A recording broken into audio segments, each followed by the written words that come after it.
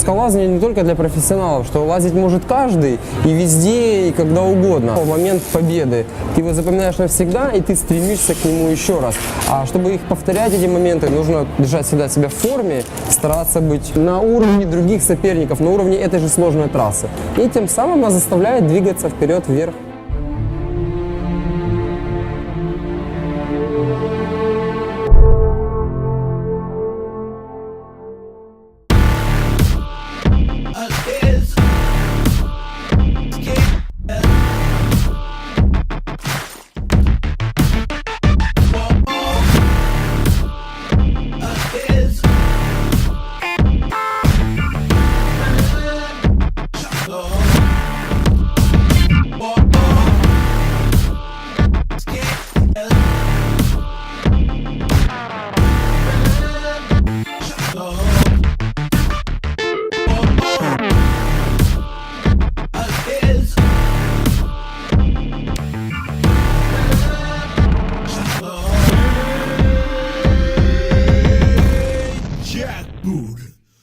Fuck your wall.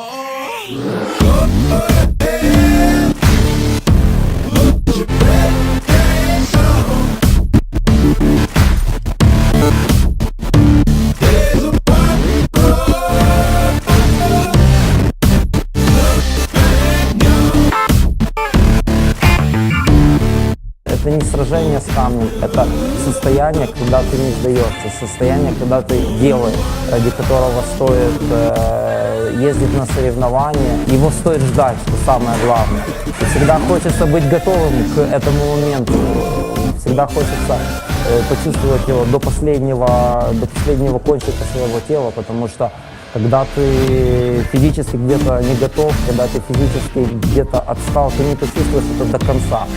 Вот всегда хочется чувствовать это все до конца. Поэтому, наверное, мы и тренируемся, поэтому и проходят соревнования по скалолазанию, проходят фестивали, на которых можно отработать навыки. Естественно, там не только навыки, там и общение.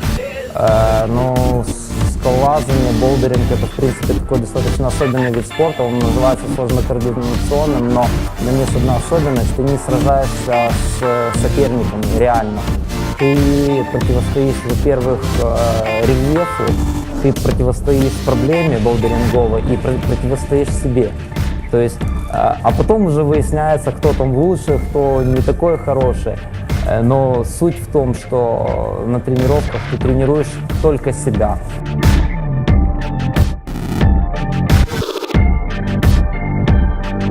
Идея наших соревнований была популяризация скалолазания, именно болдеринга в Украине. Вот, мы начинали с любителей, чтобы люди, которые просто лазят для себя, могли прийти поучаствовать. То есть не спортсмен, не амбициозный спортсмен. Вот, но с этого года мы решили ввести профессионалов. Вот, потому что это добавляет более зрелищность, это добавляет шоу в финалах. Вот. И также это большой плюс для любителей. Они смотрят и они учатся выступать и лазить.